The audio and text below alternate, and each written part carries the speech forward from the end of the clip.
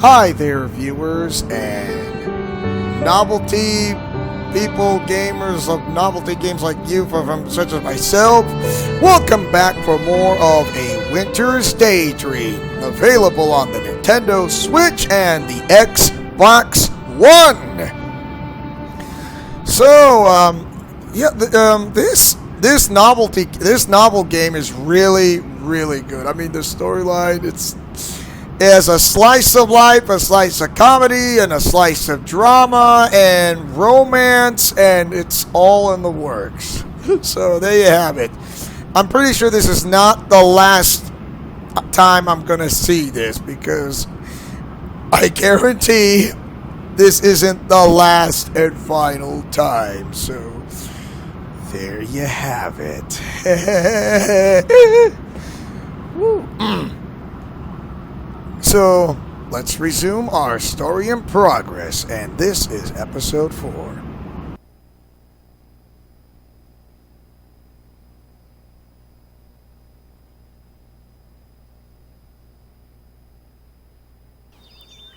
December 30th, Saturday. Alright. I hope you guys are ready for this.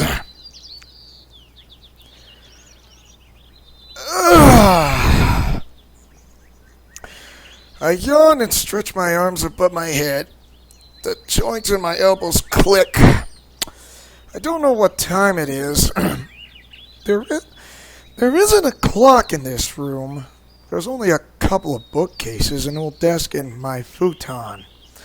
The birds outside are twittering desperately, intent on boasting that, yes, despite the cold weather and all the falling snow, they are still alive and well. They survived. I almost feel like congratulating them. Sunlight spills across the tatami mats, picking out individual motes of dust that swim in the air like goldfish. Maybe this is a dream. I don't feel fully awake yet. My head is killing me. I don't think I got enough sleep last night, but can't you really blame me? Dozing off proved to be a rather difficult task, given my ears were constantly assailed by the sound of snowfall and the wind kept sneaking through the window panes to nibble my toes. I think I have woken up 4 or 5 times in the night. I was able to get back to sleep soon enough, with no small amount of shivering, but the disrupted experience has left me feeling groggy. I shake my head and slap my cheeks with the palms of my hands. I probably look like death. If Otoko could see me like this, my hair mussed up and my skin swallowed, she'd probably laugh at me. Then again, Otoko laughs no matter what I look like. Oh. As I sit there, the covers of my futon draped about my knees, something suddenly catches my attention. It's not the birds singing outside, or the dust in the air, or the subtle chill that clings to my skin, making me shiver. It's the smell of food. My grandmother must be cooking. My stomach starts to rumble like an old washing machine. I'm hungrier than I thought I was. I get to my feet and throw on my clothes. More like put on my clothes, which are folded neatly by the side of my futon. I'm not the sort who strews things willy-nilly about the room, particularly not when I'm a guest. That's more Otoko's thing. My toes curl up against the tatami mats. They feel uncomfortably cool against my bare skin. Where did I put my socks? One of them was lying with the rest of my clothes, but the other seems to have disappeared. Was it spirited away in the night?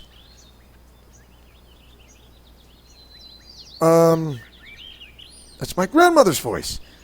My grandmother calls out to me. Her voice muffled and indistinct through the walls. My grandmother's not the kind of person who shouts. She never had to. My grandfather's lungs were large enough for the pair of them. I guess my grandfather's death, this was yet another mantle she had to don for herself. Perhaps that's why her voice sounds a little funny? Or kind of strange? I don't know. She's been forced into a role she's not accustomed to. Or maybe I'm just overthinking things.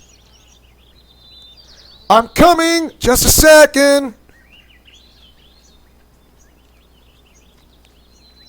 Right.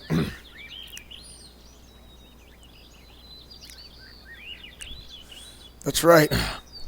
Mom used to make me rice porridge whenever I got sick. It's a nice, nourishing meal that always reminds me of my childhood. Well, some people might say I'm still a child, but I know my mother certainly thinks that. For all she babies me, though I'm legally an adult now. Almost 20. Almost 20. But I'm still far, far younger than my grandmother.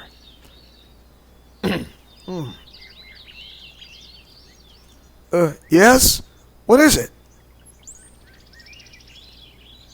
Okay. Oh, I wonder what it could be. The snow hasn't caused any serious damage to her house, has it? I hope not. Or maybe since I'm here, my grandmother wants me to help her with the housework. Washing the dishes and sweeping the floor. That sounds fair. My grandfather always used to help her with that. My grandfather isn't here anymore.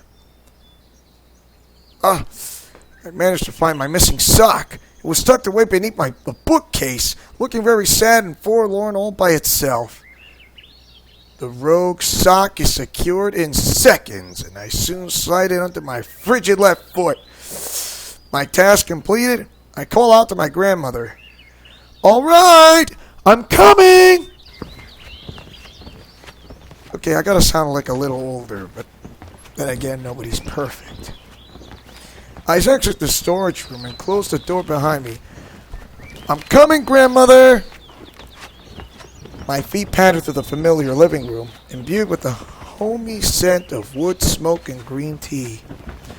The TV sits in the corner, the screen black like the water in the bottom of a well, and Lisette regards me reproachfully with her glassy blue eyes, with her high, haughty forehead and her pursed, carmine lips. I swear it looks like she's judging me. Perhaps for my rumpled hair or my clothes, which are the same ones I wore yesterday. Well, I'm not going to stand there and take Lisette's abuse. I stick my tongue out at the doll as I pass. What does she know anyway? And then pause, feeling foolish. Right. Hey, I'm doing that. Nah.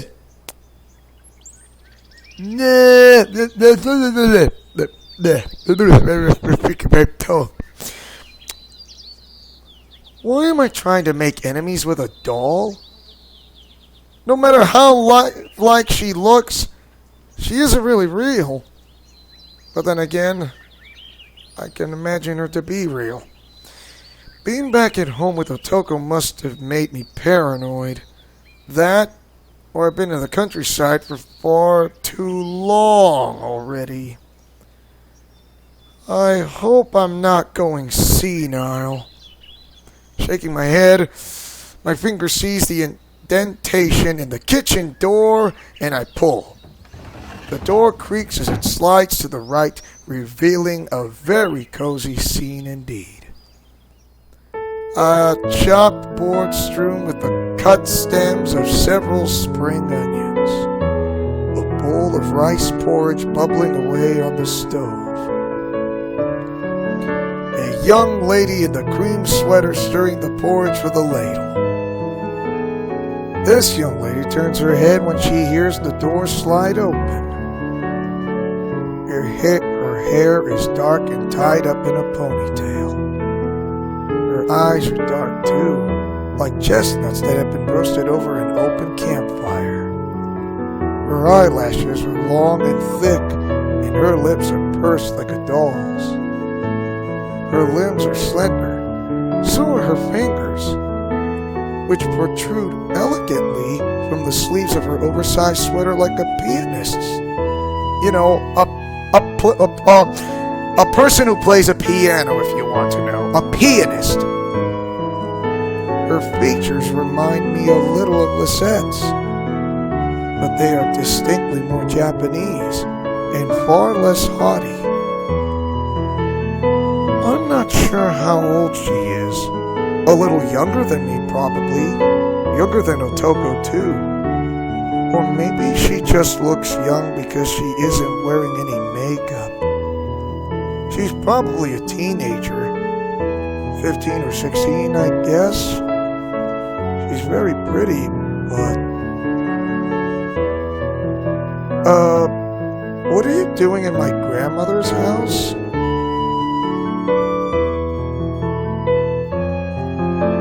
This young lady offers me a sweet smile that looks disconcertingly familiar.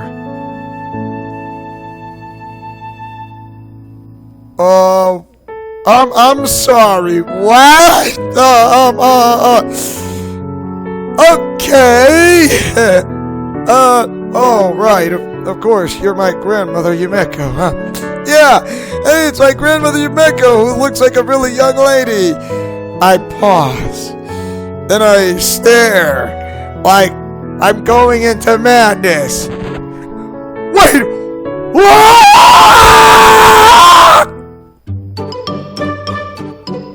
So, let me get this straight. Let me get this straight. I massage my temple with my fingertips. I can feel a headache coming on.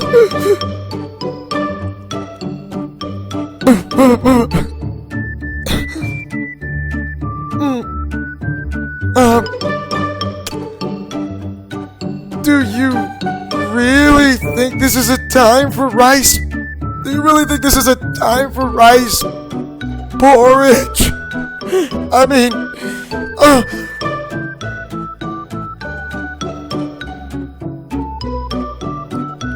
you do realize you turned the clock back in time of your entire age, and you're like this young, and all of a sudden I'm looking at you and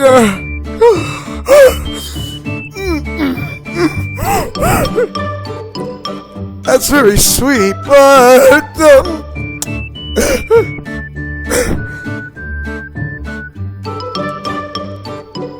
correct. But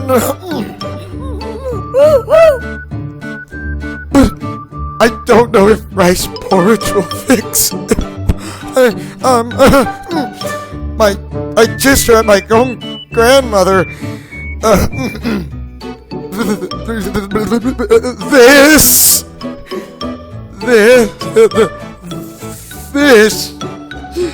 She kind of looks. I don't want to say it.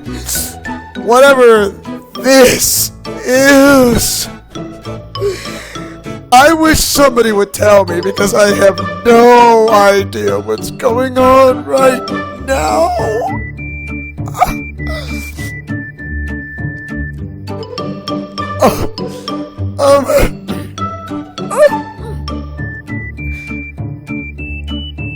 Just look at yourself. I mean, you're not old anymore.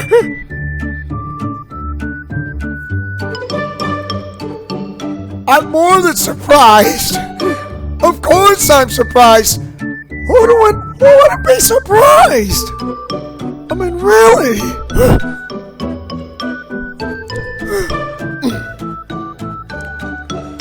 My grandmother sucks on her teeth. The gesture seems a little out of sorts with her current appearance. No, How else did you think I'd take it?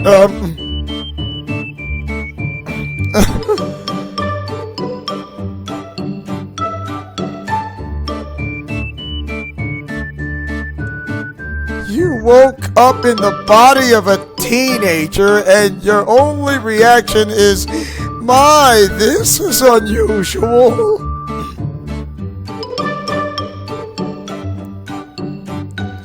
Of course, this is Japanese anime, alright?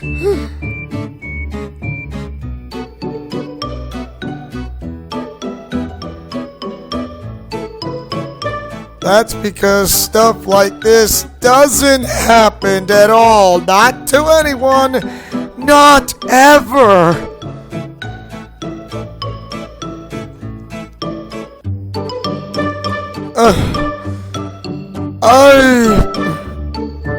Do I dare eat my porridge because of what I'm seeing?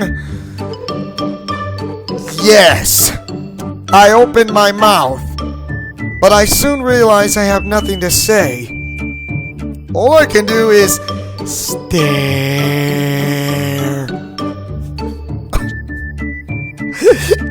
Yeah, it's shocking, right? I mean, can you guys imagine what it would feel like to see living in someone's house and then all of a sudden they went back to the fountain of youth and been restored like such as this. Umeko is now a teenager, close to an adult, and it's magic. It is absolutely blows your mind, or does it blow my mind, or does it blow someone else's mind, or does it happily blow anyone's mind?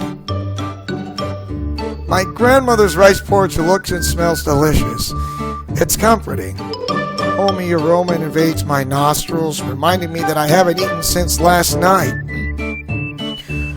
No matter how hungry I am, however, I can't bring myself to take a bite.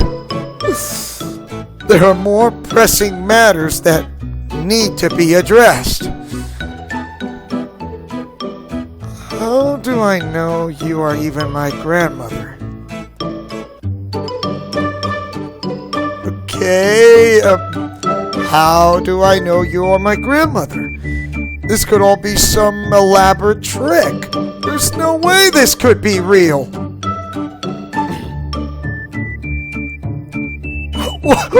What? I'm not a skeptic. Okay, maybe I am, but not really though. Okay, so 50-50. This has nothing to do with living in Tokyo. Anybody would be skeptical about this. Though this young lady certainly sounds a lot like my grandmother, I can't marry her face up with that of the old woman's I've known for the last 19 years. No way! And again, do you want to go back in time and try to have more descendants of yourself? I mean, come on, this is... Oh my gosh, I'm losing. I'm in the loony bin. My grandmother hasn't changed so very much in the last 2 decades. Her hair has grown a little grayer, her face a little saggier, her posture more hunched and crooked. This sudden transformation is way too much to take in. I can't wrap my head around it. Oh! That is, if it actually happened. Of course! And it did! It does! It did happen! It actually happened!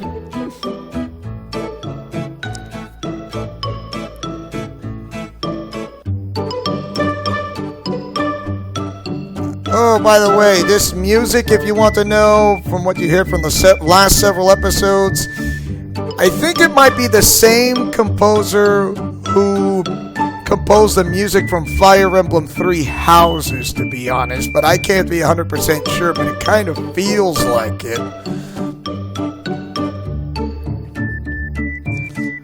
Like your first meeting with grandfather?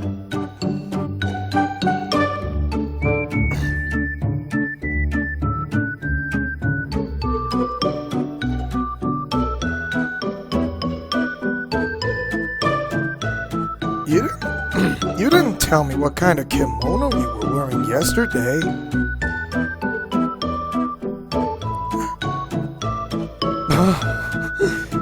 I'm a man, actually.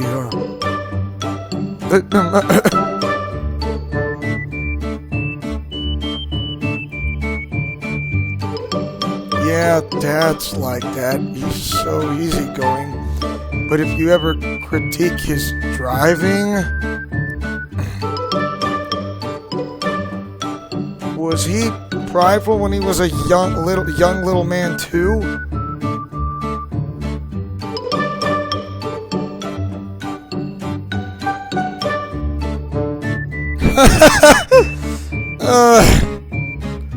The adventures of Momotaro were beneath him? Wow!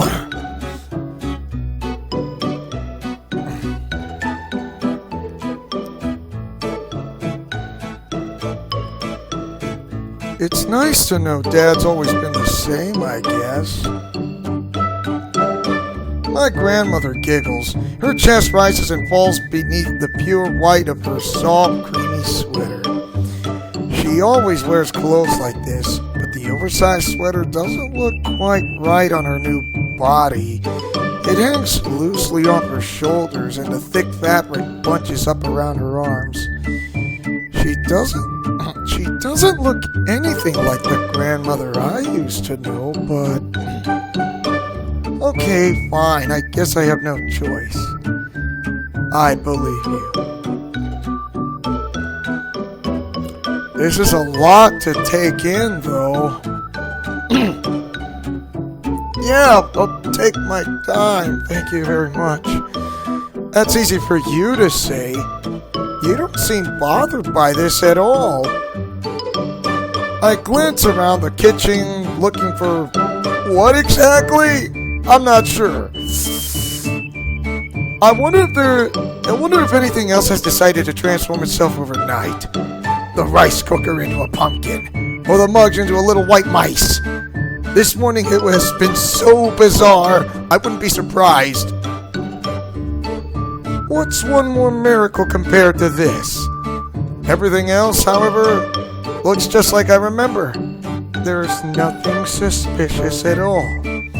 My grandmother's kitchen is so banal and ordinary, it's almost disappointing. Even so, I wonder if anything else has decided to transform itself overnight. The rice cooker into a pumpkin, or the mugs into little white mice. This morning has been so bizarre I wouldn't be surprised. I half expect to find a camera crew skulking around behind the door, or maybe beneath the table. This sounds like the premise of one of those stupid reality TV shows Otoko might watch. Some of the pranks they play on celebrities are especially cruel. I'm not a celebrity, though. There's no reason any camera crew would come all the way out here to this teeny tiny village just to play a prank on me. I'm not nearly important enough.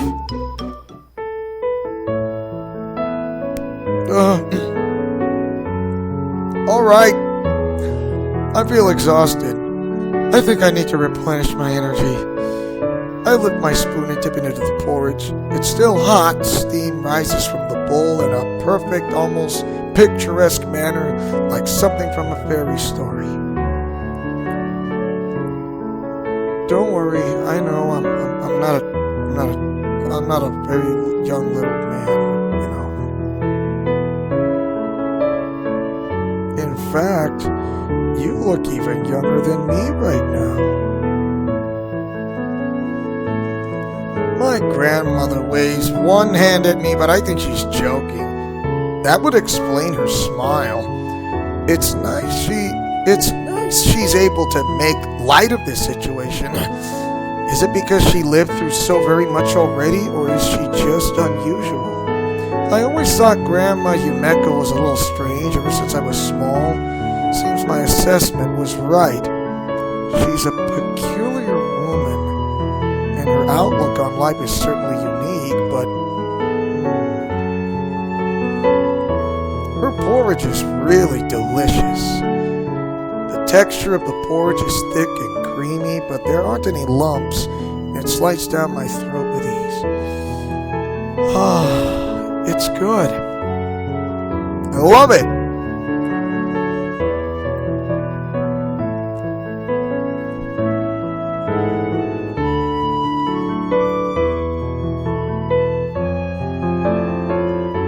As the seconds pass, I find it increasingly easier to overlay my grandmother's face onto this young lady's. Though they look different, their mannerisms are almost entirely the same. I feel myself relaxing, my defenses lowering before I even realize it's happening. As unrealistic as it sounds, this woman, young lady, or rather, has to be my grandmother. Nobody is this good of an actress. Nobody! One question, however, remains, and it's a big one. As much as I like to ignore it, pondering the impossible is only going to make my head hurt.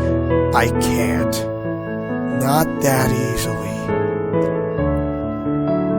Do you have any idea how this happened?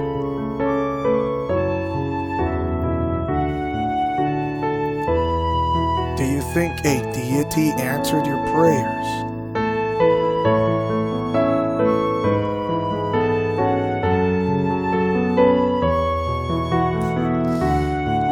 Like the spirits that stole your shawl?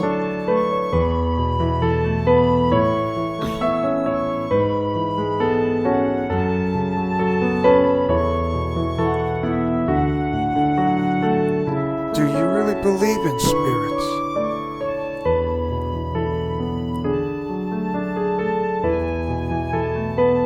Well, that's Umeko for you. You sound like a detective.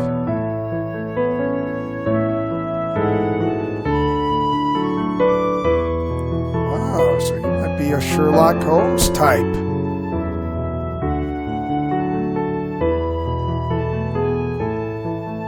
But you're so young now. Your whole life is ahead of you.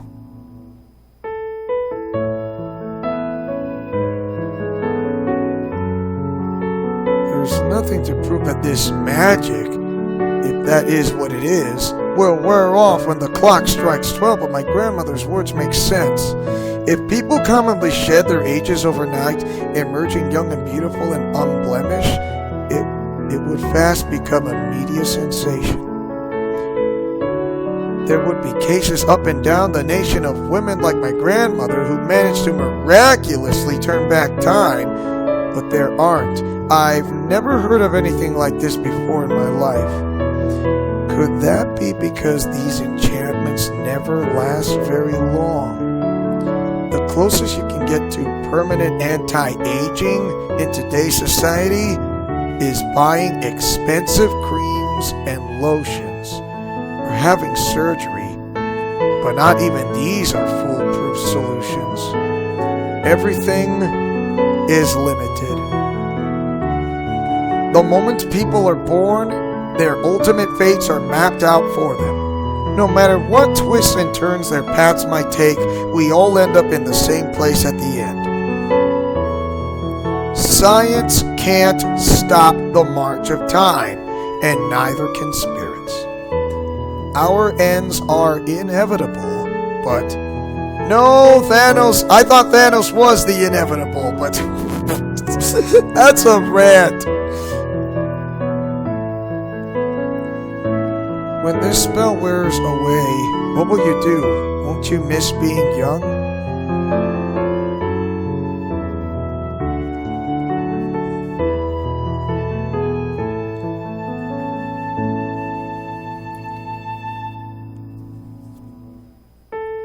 I see. I see. I'm sorry if I was being tactless.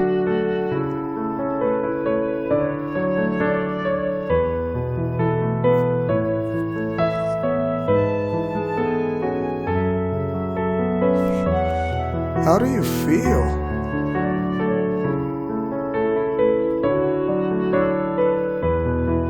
Is there anything you want to do?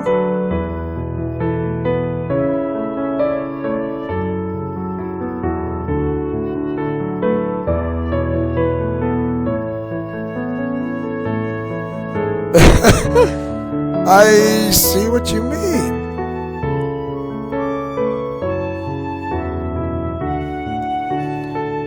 Ooh.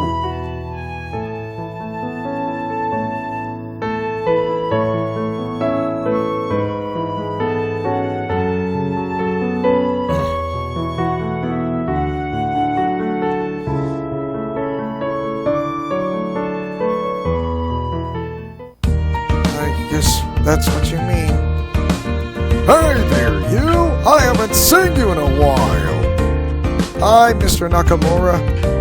I bowed my head politely at the cheerful, perhaps overly cheerful, bus driver who's addressing me. I wouldn't say I'm well acquainted with Mr. Nakamura, but I know him in passing. He's the sole driver of the number 12 bus that travels between my town and my grandmother's village. He's also the father of one of Otoko's friends, a young lady with blonde hair, dyed, and deadly fingernails called Emiri. Emiri certainly doesn't take after her father. She's trim and slender, a member of the school athletics team, while her father has a portly belly and round cheeks that look perpetually flushed. Not that I blame him, really. It is incredibly cold outside. I hope you weren't waiting at that bus stop too long, you, my young fella. You could catch your death of cold. There's another thing about Mr. Nakamura. Though we hardly know one another, he always calls me that way, you know. I'm not his son, of course, but I can act like one. We might live in the same town, but we're not related. Contrary to what some people in Tokyo think, us folks from the countryside aren't all inbred. Even if we do say things like, folks, let's haul, folks!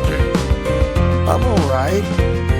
I give Mr. Nakamura a small smile, hoping to placate his forceful friendliness. I mean, whatever doesn't kill you. Well, I guess waiting in the coldest character building. I bet you didn't miss this while being in Tokyo, though. I forgot just how cold it can get, actually. You best make sure to wrap up warm. I will. Still, it's not all bad here. Being out in the countryside will help you toughen you up. You might learn street smarts out in the big city, but if you want to hack it out here, it's basic survival instincts you need. I guess so. And who's this? Mr. Nakamura peers at my grandmother curiously. A friend of yours? Well... How can I possibly explain the situation, huh? Do I make up a story or do I tell him the truth? I don't know. Which one works? Let's see. Don't worry, Mr. Nakamura. That's just my grandmother, Umeko. Yes, I know she looks a little bit different. I was surprised too. But this young teenage lady really, truly is her, I swear. He laughed in my face. by thinking this is some kind of a joke. Either that, or he'd drive me away to the nearest sanatorium. Then again, maybe not, given the nearest sanatorium is a good 3 hours away. Fortunately, it's my grandmother who takes the initiative. She steps out from behind my back, a small smile playing about her lips, and says, out of the blue,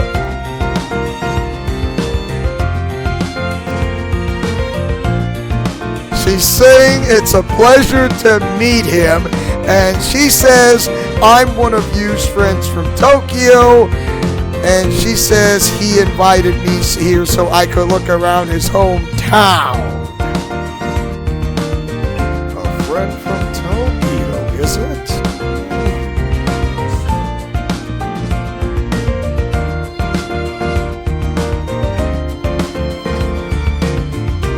She said we just got back from visiting Yu's grandmother, and she said it really is lovely out here. Very much. You saw Umeko, did you? I suppose that explains why you're out here in the middle of nowhere. Well, I must say, I'm surprised. I didn't think you city folk would be interested in a teeny tiny village like this. I bet you must have been born out of your mind.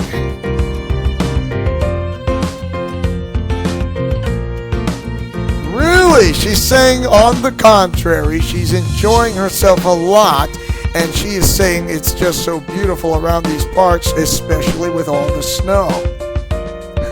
Well, I'll be. You've got a good head on your shoulders after all.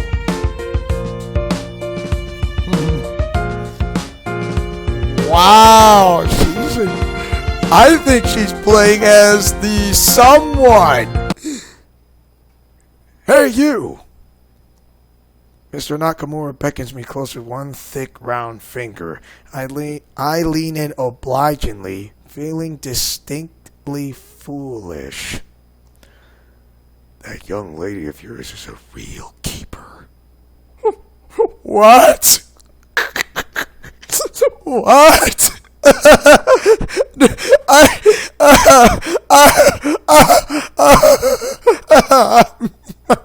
She's not my.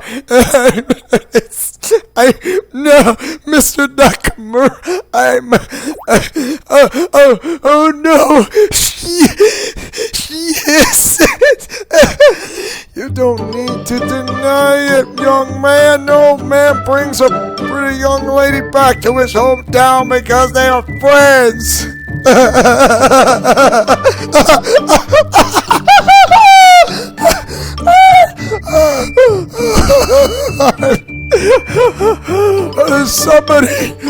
Somebody bring me the jaws of life because I'm about to die.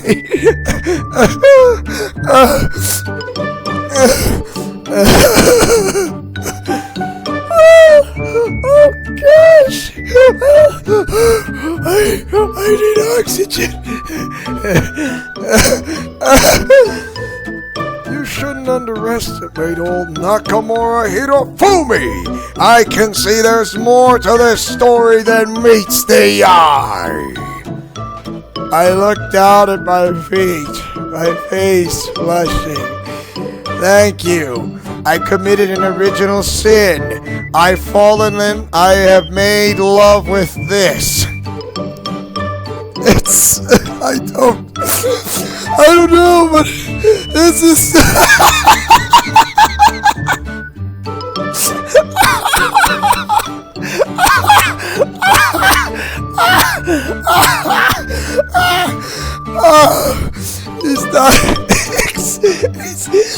It's not exactly wrong, but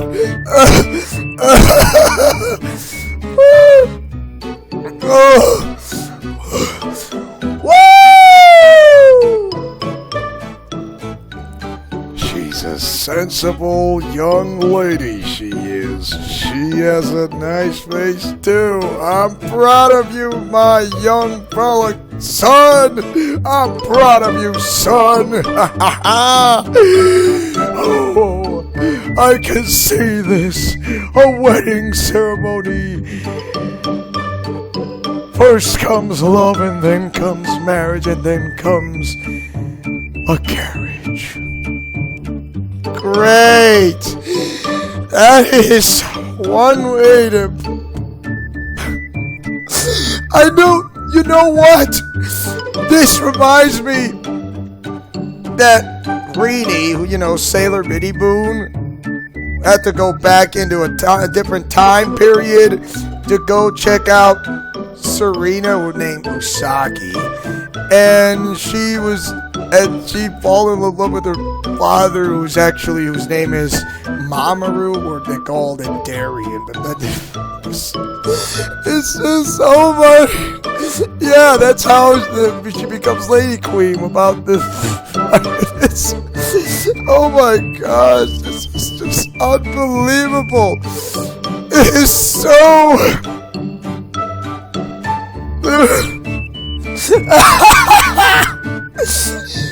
Woo! Oh. Thank you. I am so happy that I'm dating her. Oh gosh. I'm not sure why I'm thanking him, but I don't know what else to say. I glance at my grandmother from the corners of my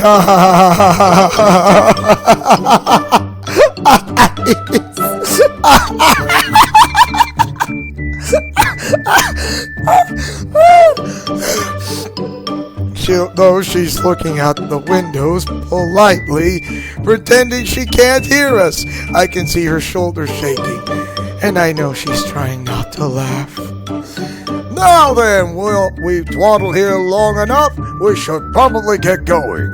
Though I doubt there'll be anybody waiting for us at the later stops. What do you think, you, my son?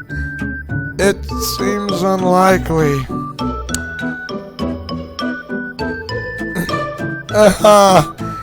Thanks, honey. I sometimes wish I could do the same thing, but I got a job to do. Duty calls.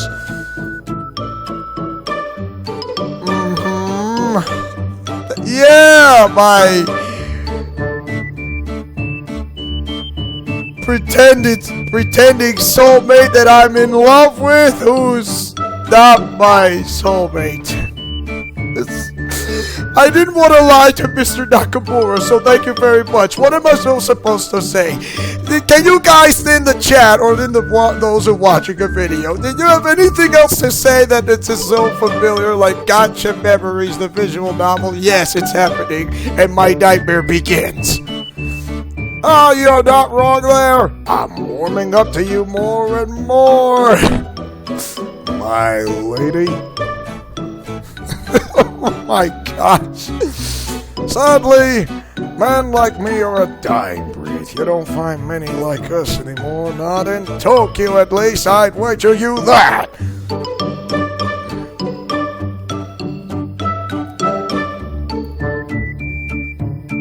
Right.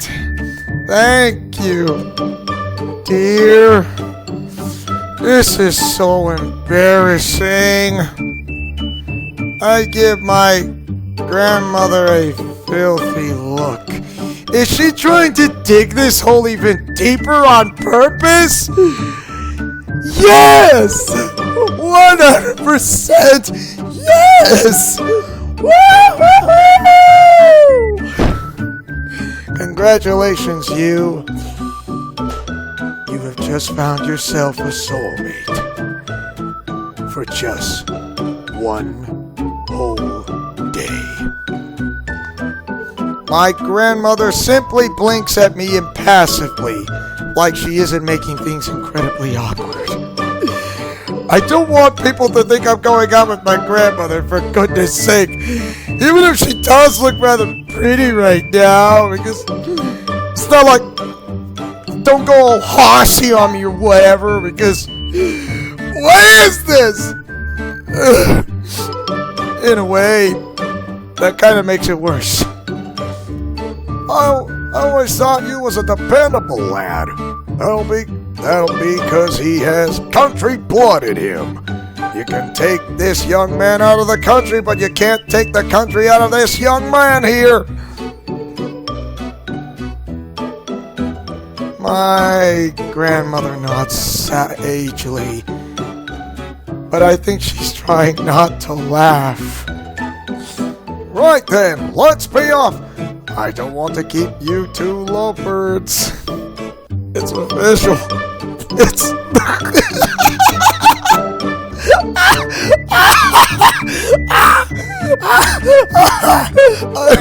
I can't stop laughing.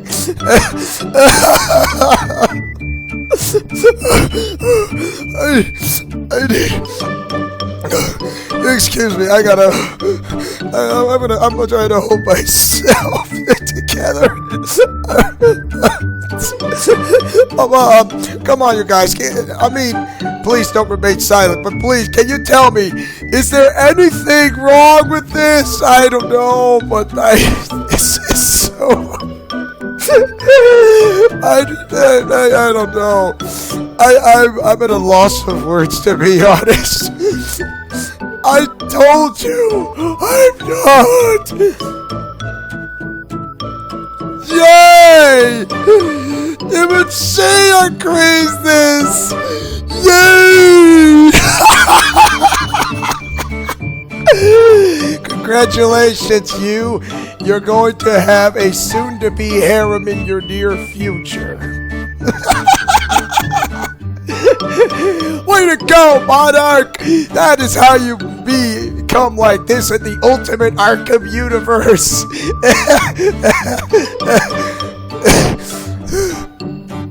Oh gosh. Oh, wow. My grandmother steps forward and takes a hold of my arm. You are a ladies' man, you vixen. I am so the dead. Oh my.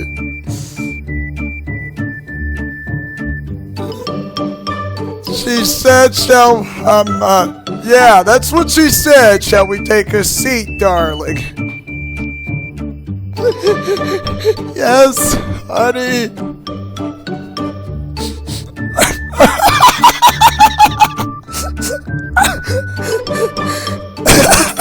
And you said you were just friends.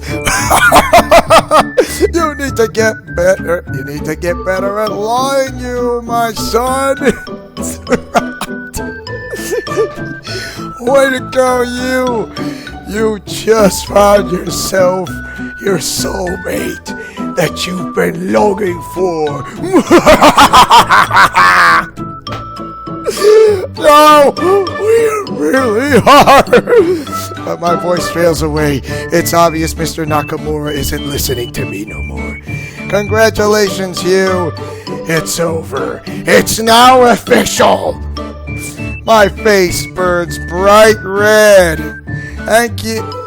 You're hanging out with the most prettiest lady that ever walked upon the face of the earth. Even Snow White would be jealous, including... But Yumehara no Zumi would not be. And then...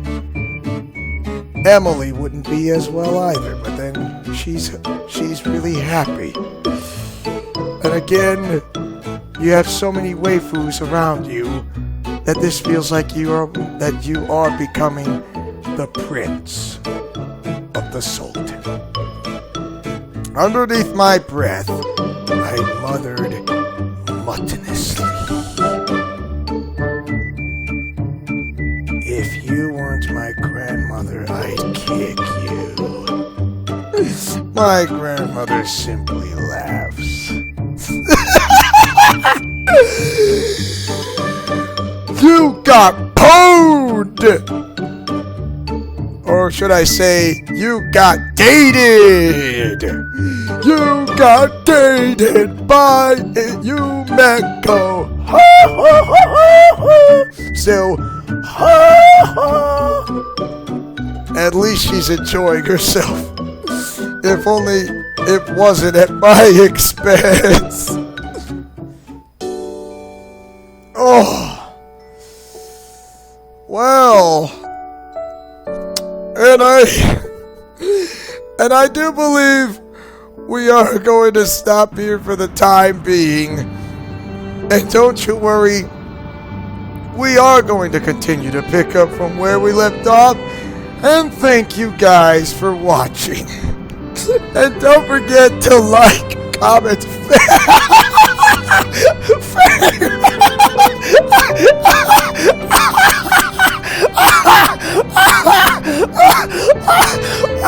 and subscribe.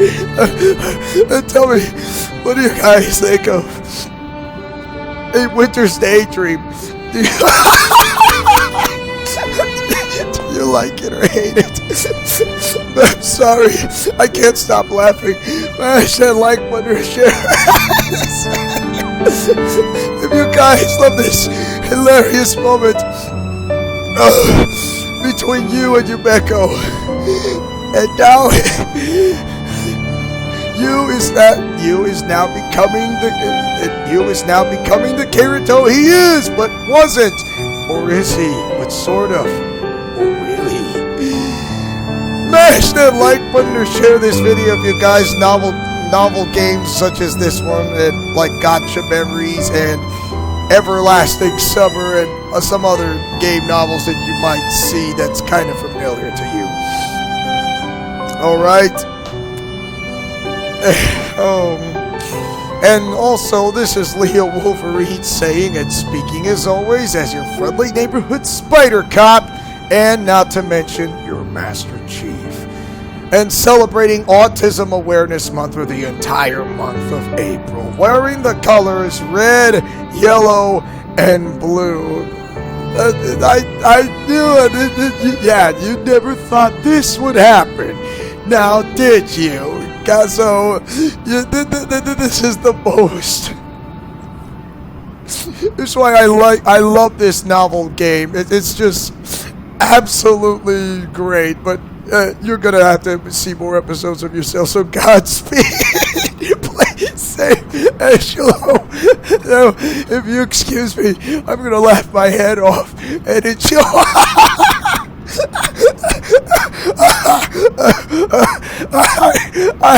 I need oxygen. I need oxygen. Woo! Oh.